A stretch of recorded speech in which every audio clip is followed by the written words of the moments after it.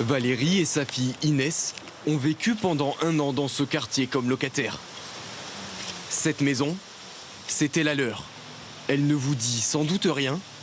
Pourtant, cette porte avait fait la une des journaux. Odile Zuliani a retrouvé au domicile conjugal le corps sans vie de ses 3 enfants, poignardés par son mari. Quand elles ont loué la maison, l'agent immobilier ne leur a pas parlé de ce triple infanticide. Les voisins, eux, n'ont pas pu garder le secret. Quand les enfants sont revenus de l'école, ils étaient au collège à l'époque, qui eux ont été informés par des amis qui avaient eu dans cette maison une catastrophe. J'ai eu des nuits où j'ai pas très bien dormi. Si elles avaient su, jamais elles n'auraient emménagé ici. C'est pas anodin quand même, c'est une vraie rétention d'informations. Et c'est ce qui est vraiment regrettable pour des professionnels de l'immobilier. Valérie et Inès ne se sentaient pas capables d'habiter dans une maison qui a connu un tel drame. Elles ont donc décidé de déménager. Dans certains cas, l'histoire d'un logement est à jamais liée à un crime. Derrière cette porte à Nantes, vivait la famille Dupont de Ligonnès. 5 morts en 2011. Une fois les scellés levés, elle a été revendue pour la moitié de sa valeur. Ce château dans les Ardennes, c'est celui de Michel Fourniret. Il a été acheté par un couple de Belges qui en a fait sa maison de vacances. Ils n'ont découvert qu'ensuite le parcours du tueur en série. Enfin, au Grand Bornand, le chalet déflactif. Une famille assassinée, un chalet aujourd'hui disponible à la location et dans le descriptif, aucune mention du drame.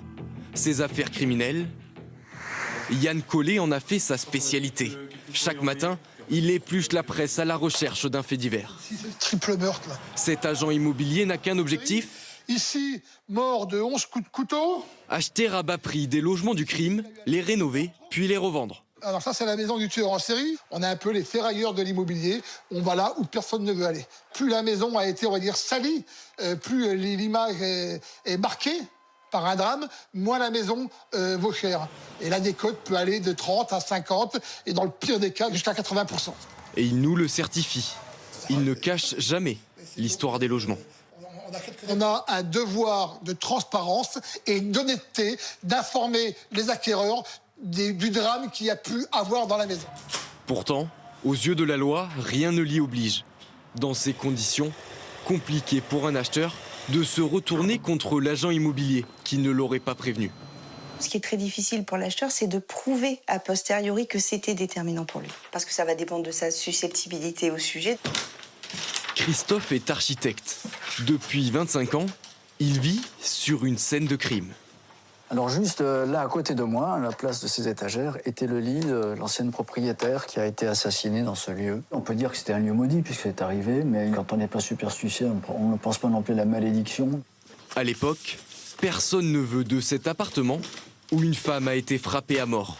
Christophe ne sait rien du drame. L'annonce l'attire, l'offre est imbattable, moitié moins cher que le prix du marché. On n'avait pas les moyens d'investir dans quelque chose de très onéreux. Et il a bien fallu qu'on ait cette chance-là pour qu'on puisse réaliser ce qui, à l'époque, nous semblait impossible. Et pour lui, pas question de cacher le passé de ce logement. Si je revends l'appartement, oui, je le dirais, oui. On a la chance d'avoir plutôt incarné le côté lumineux du lieu et c'est cette image-là que je revendrai certainement, oui. Alors, si comme Christophe, vous tombez sur une offre particulièrement alléchante, n'hésitez pas à poser des questions. Peut-être cache-t-elle dans son histoire un passé sanglant.